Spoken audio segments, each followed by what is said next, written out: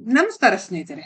Big boss ಖ್ಯಾತಿಯ Rakshita Shetty ಸ್ನೇಹಿತನಿಗೆ cake ತಿನ್ನಿಸುತ್ತಿರುವ video ಪ್ರೇಮಿಗಳ ದಿನದ ಸಂದರ್ಭದಲ್ಲಿ ವೈರಲ್ ಆಗಿದೆ. ಇದು ಹಲವು ಊಹಾಪೋಹಗಳಿಗೆ ಕಾರಣವಾಗಿದ್ದು, ಈ ಬಗ್ಗೆ ಸ್ವತಃ ರಕ್ಷಿತಾ ಅವರೇ ಮಾಹಿತಿ ನೀಡಿದ್ದಾರೆ.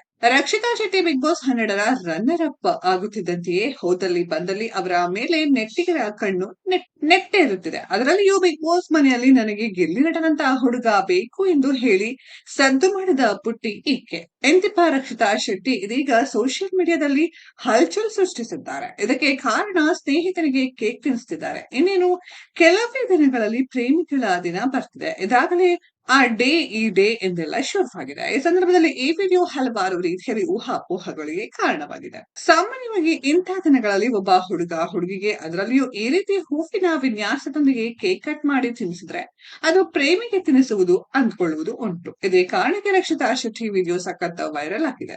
ಇದರ ಬಗ್ಗೆ ವಿಡಿಯೋ ವೈರಲ್ ಆಗುತ್ತಿರುವ ರಕ್ಷಿತಾ ಶೆಟ್ಟಿ ಸ್ಪಷ್ಟನೆಯನ್ನ ಕೊಟ್ಟಿದ್ದಾರೆ. ಅದೇನೆಂದ್ರೆ ಹೀಗೆ ಕೇಕ್ ತಿನ್ನಿಸುತ್ತಿರುವುದು ನನ್ನ ಸ್ನೇಹಿತನೇ, ಆತನ ಹೆಸರು ಹನೀಶ್ ಎಂದಿರುವ ರಕ್ಷಿತಾ ಶೆಟ್ಟಿ, ಆದ್ರೆ ನೀವು ಅಂದುಕೊಂಡಂತೆ ಅಲ್ಲ ಎಂದಿದ್ದಾರೆ.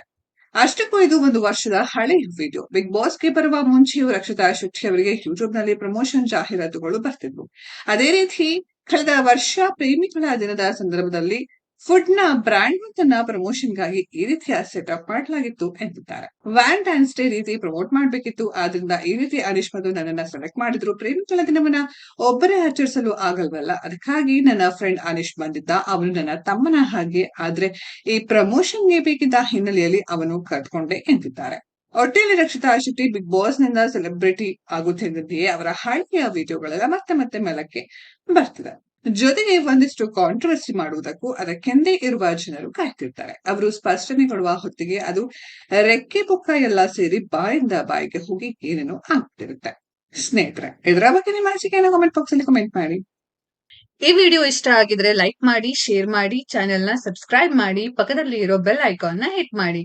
ಮುಂದಿನ ವಿಡಿಯೋದಲ್ಲಿ ಭೇಟಿಯಾಗೋಣ. ಧನ್ಯವಾದಗಳು.